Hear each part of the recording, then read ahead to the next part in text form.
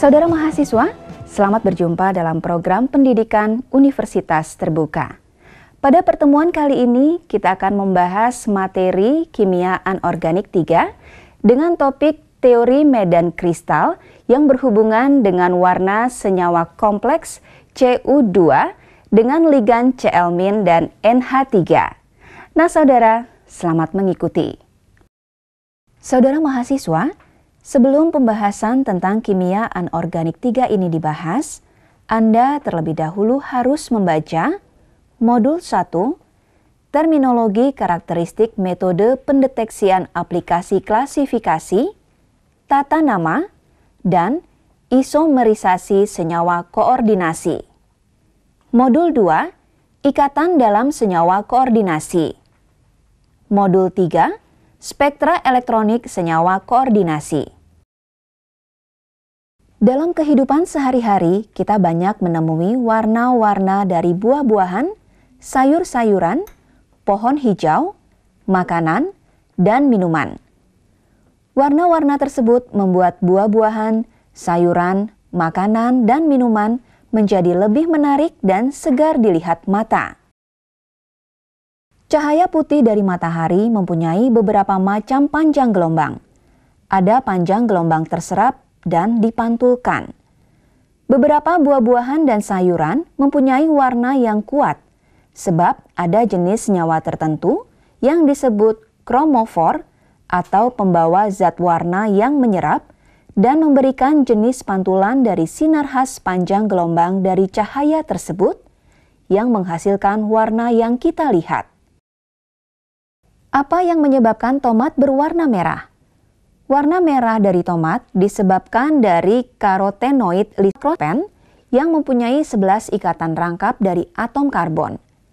Senyawa ini untuk antioksidan mencegah dari radikal bebas yang mencegah penyakit jantung, kanker, dan proses penuaan. Mengapa wortel berwarna oranye?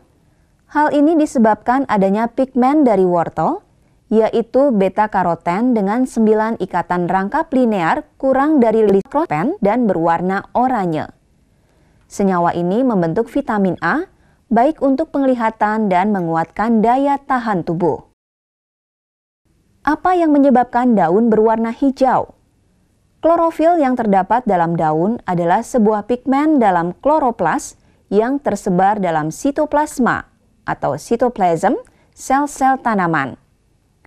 Pigmen-pigmen ini menyerap cahaya yang berasal dari matahari, tetapi hanya memantulkan warna hijau.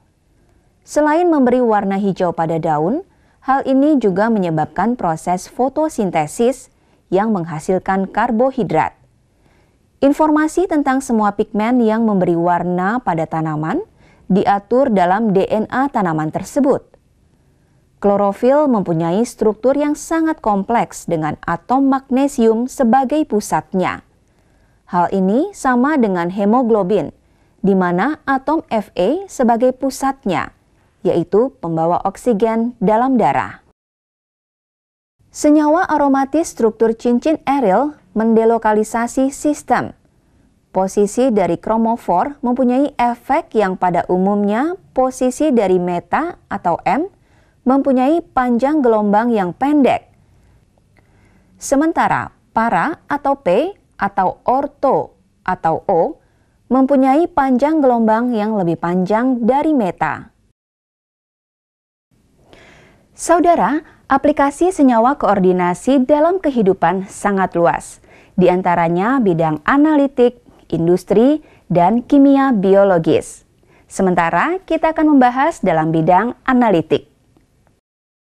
Saudara, istilah yang sering ditemukan di antaranya adalah model atom senyawa koordinasi, yaitu model atom geometri, dan yang paling sering ditemukan adalah oktahedral dan tetrahedral. Tampilan bentuk geometri tetrahedral dan oktahedral serta posisi cis dan trans dari model atom. Saudara, istilah lain yang sering ditemukan dalam senyawa koordinasi diantaranya adalah ligan, ligan lemah, ligan kuat. Posisi ligan. Deret pertama dinamakan ligan medan kuat. Deret kedua dinamakan ligan medan lemah. Harga delta bergantung pada jenis ligan yang diikatnya. Sementara delta O berarti delta oktahedral, yaitu perbedaan energi pembelahan oktahedral yang merupakan selisih dari Eg dan T2G. Di dalam kompleks oktahedral, posisi ligan mengarah langsung pada orbital dx kuadrat min y kuadrat dan dz kuadrat atau Eg. Sedangkan dalam kompleks tetrahedral, ligan-ligan lebih mempengaruhi orbital kelompok T2G atau dxy, dxz, dan dyz. Setelah Anda melihat contoh deret ligan medan kuat dan deret ligan medan lemah, selanjutnya mari kita perhatikan contoh dari kompleks ligan medan kuat dan ligan medan lemah berikut ini. Ini satu deret contoh daripada kompleks Cu dengan ligan kuat NH3. Sedangkan yang ini merupakan contoh satu deret kompleks Cu dengan ligan kuat EDTA. Dan yang tiga ini merupakan contoh kompleks Cu dengan ligan kuat fenantrolin. Sedangkan yang kuning ini merupakan contoh kompleks Cu dengan ligan lemah Cl-min. Sedangkan ini merupakan kompleks dari ligan selain kedua deret ligan tadi. Ini adalah pembentukan warna biru yang terjadi pada ion kompleks oktahedral atau CuH2O6 2+. Warna jingga yang diserap oleh larutan CuH2O6 2+ digunakan untuk menaikkan elektron dari kelompok orbital T2G ke Eg. Adapun warna lainnya ditransmisikan oleh larutan tersebut. Oleh karena itu, kita akan melihat warna biru dari larutan yang mengandung ion CuH2O6 2+ tersebut. Karena warna biru merupakan warna komplementer dari warna jingga atau warna yang ditransmisikan. Secara makroskopik dapat dijelaskan bahwa kristal tembaga 2 pentahidrat dengan rumus molekul CuSO4 5H2O memiliki warna biru jika dipanaskan dengan sempurna. Lama-kelamaan berubah menjadi putih, yaitu membentuk CuSO4 anhidros. Pada keadaan ini, ion Cu2+ tidak melakukan ikatan koordinasi dengan molekul H2O karena molekul air menguap oleh pemanasan.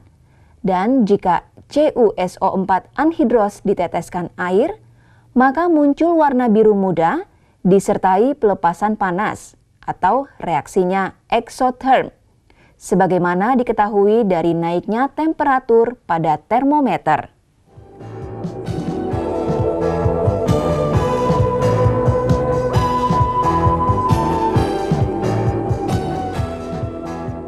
NH3 merupakan ligan medan kuat, menghasilkan senyawa kompleks spin rendah dan delta O besar.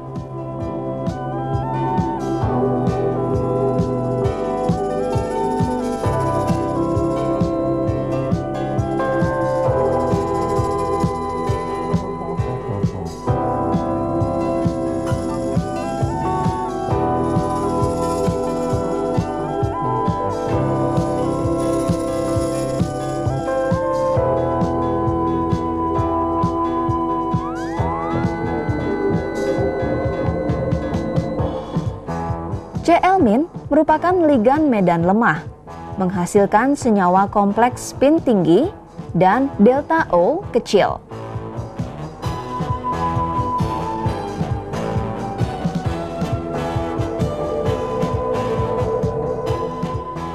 Setelah kita melakukan praktikum di laboratorium dengan bermacam-macam ligan dengan konsentrasi yang berbeda-beda dan Cu konsentrasinya tetap, maka marilah kita bersama-sama mengukur absorbansi daripada senyawa-senyawa koordinasi yang diperoleh tersebut.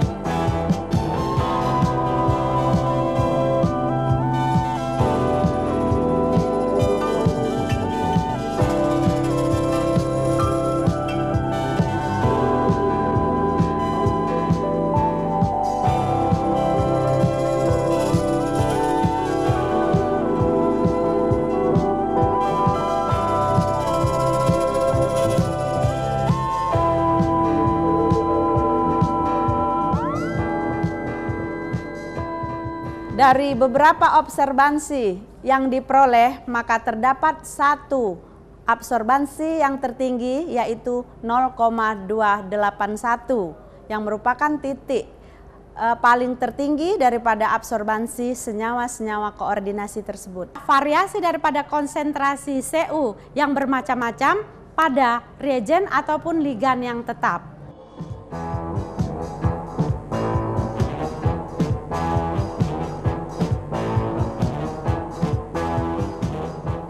Saudara, pembentukan senyawa koordinasi atau disebut juga dengan senyawa kompleks terbentuk dari hasil gabungan antara ion atau logam atom pusat dengan molekul netral atau ion. Kaitan energi dan panjang gelombang yang dihasilkan adalah sebagai contoh berikut, di mana hubungan di antara energi, frekuensi, dan panjang gelombang dinyatakan dengan rumus. Daftar berikut adalah menjelaskan tentang beberapa ligan dari senyawa Cr. Terdapat perbedaan energi yang dihasilkan, di mana pengaruh ligan medan lemah dan kuat akan menghasilkan energi yang berbeda. Umumnya, harga 10 deki atau delta O meningkat seiring meningkatnya kekuatan ligan pada unsur transisi yang sama. Pada senyawa kompleks, pembelahan energi dengan ligan dapat diterangkan sebagai berikut. Energi pada orbital D ada 5 tempat untuk pasangan elektron yang digambarkan oleh energi berikut. Menghasilkan medan simetris hipotetis yang menolak semua orbital D dengan kekuatan yang sama, sehingga energinya menjadi naik.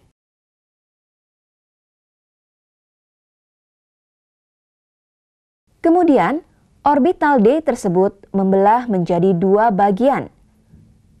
Orbital EG atau DX2 min Y2, DZ2 disebut EG atau double degeneration, dan orbital T2G atau DXY, DXZ, dan DYZ disebut T2G atau triple degeneration, menjadikan energi orbital D terpecah.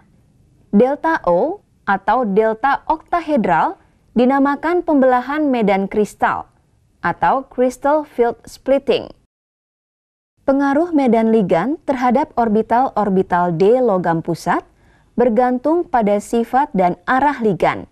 Berdasarkan pengujian spektra serapan, ditemukan bahwa harga delta O bergantung pada jenis ligan yang diikatnya. Pengisian mentaati aturan Hahn.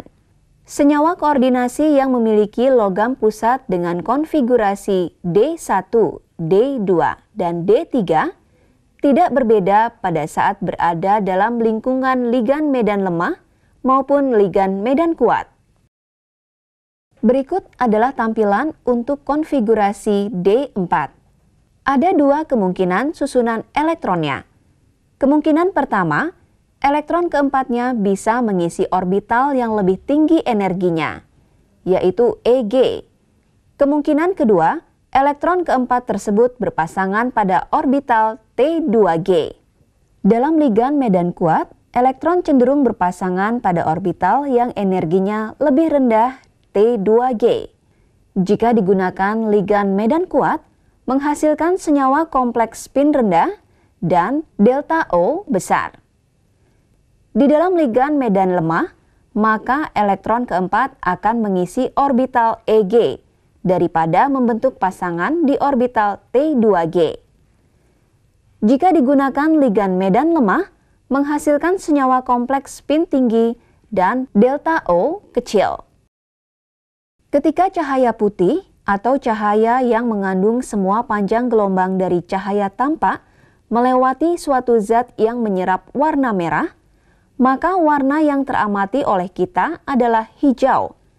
Dalam hal ini, dinyatakan bahwa warna hijau merupakan warna komplementer dari merah, yakni warna dominan yang terlihat mata ketika warna merah diambil dari cahaya putih. Berikut adalah warna komplementer yang merupakan roda warna, di mana jika terjadi serapan pada warna, akan kelihatan warna komplementer yang terlihat oleh mata kita. Suatu zat yang menyerap warna kuning, maka warna yang teramati oleh kita adalah ungu. Dalam hal ini dinyatakan bahwa warna kuning merupakan warna komplementer dari ungu. Suatu zat yang menyerap warna hijau, maka warna yang teramati oleh kita adalah merah. Dalam hal ini dinyatakan bahwa warna merah merupakan warna komplementer dari hijau. Beberapa faktor yang mempengaruhi timbulnya warna dalam senyawa koordinasi adalah jenis ligan, bilangan oksidasi logam pusat, dan bilangan koordinasi.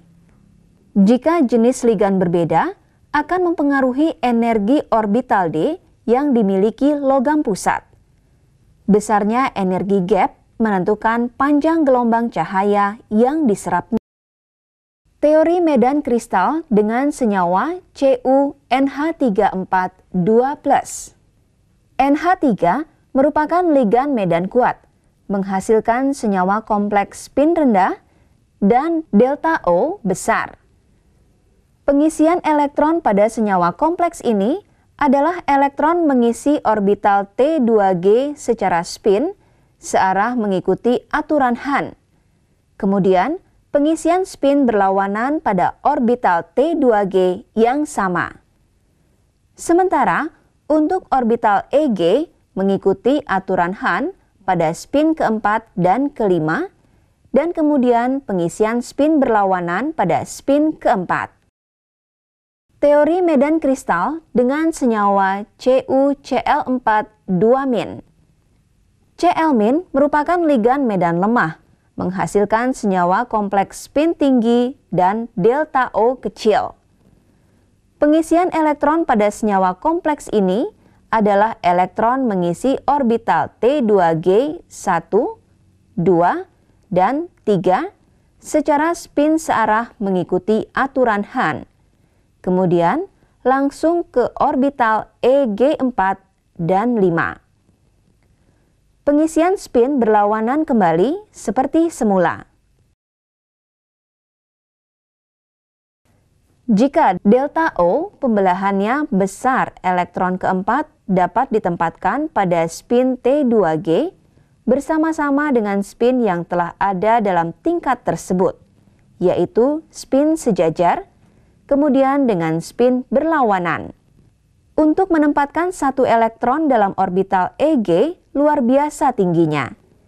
Jika pembelahan delta O pembelahannya kecil, orbital EG akan dihuni untuk mencegah tolakan elektron yang akan terjadi jika dua elektron menghuni satu orbital T2G. Beberapa senyawa koordinasi mempunyai spektrum serapan 2 atau lebih pita serapan, energi, intensitas berbeda. Warna larutan yang teramati tidak lain adalah warna dominan setelah berbagai spektrum serapan dihilangkan dari cahaya putih. Hubungan di antara energi, frekuensi, dan panjang gelombang dinyatakan dengan rumus. Contoh Cu dalam rumus tersebut adalah larutan senyawa koordinasi Cu2+ yang mengandung ion CuH2O6-2+, larutannya berwarna biru. Warna biru tersebut tidak lain sebagai akibat dari serapan cahaya di antara 600 hingga 700 nanometer, yakni warna kuning, jingga, hingga inframerah. Warna biru yang kelihatan tersebut adalah komplementer. Pada gambar spektrum dimensi serapan tertinggi senyawa kompleks Cu berada pada panjang 600 hingga 800 nanometer. Tepatnya adalah 610 nanometer. Pada gambar kedua, panjang gelombang di antara 600 hingga 1000 nanometer. Lihat daftar warna komplementer berikut ini.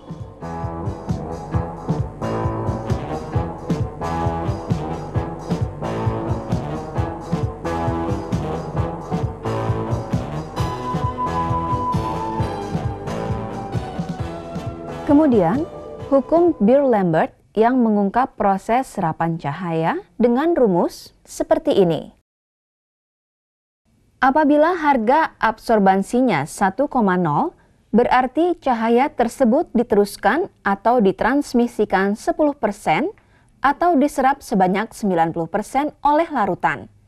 Karena untuk log I0 per I sama dengan A sama dengan 1, akan diperoleh I0 atau I sama dengan 10 atau I sama dengan 0,1 I0. Sementara dalam contoh nomor 1, serapan dari bermacam-macam konsentrasi di mana paling besar adalah sekitar 1,7 atau larutan mampu menyerap cahaya lebih dari 90%, yang berarti larutan sangat kuat dan pekat atau jenuh. Spektrofotometer umumnya menghasilkan data spektra dalam bentuk grafik yang menghubungkan antara absorbansi dengan panjang gelombang. Oleh karena absorptivitas molar merupakan karakteristik khas dari suatu bahan atau larutan ion kompleks dalam menyerap cahaya dan sangat erat kaitannya dengan panjang gelombang, maka grafik yang dihasilkan disajikan dalam bentuk hubungan serapan versus panjang gelombang. Meskipun dalam teori medan kristal selalu berkembang dan terjadi kelemahan tentang teori ligan dan deret spektrokimia, tapi pada dasarnya teori medan kristal diakui dapat menjelaskan tentang terjadinya warna. Saudara mahasiswa, pembentukan kompleks biasanya ditandai oleh pembentukan larutan atau endapan yang diikuti pembentukan atau perubahan warna yang bermakna untuk mendeteksi keberadaan ion logam dalam suatu larutan senyawa kompleks. Saudara mahasiswa, demikianlah pertemuan kita dalam program kali ini. Semoga bermanfaat, sampai jumpa dan selamat belajar.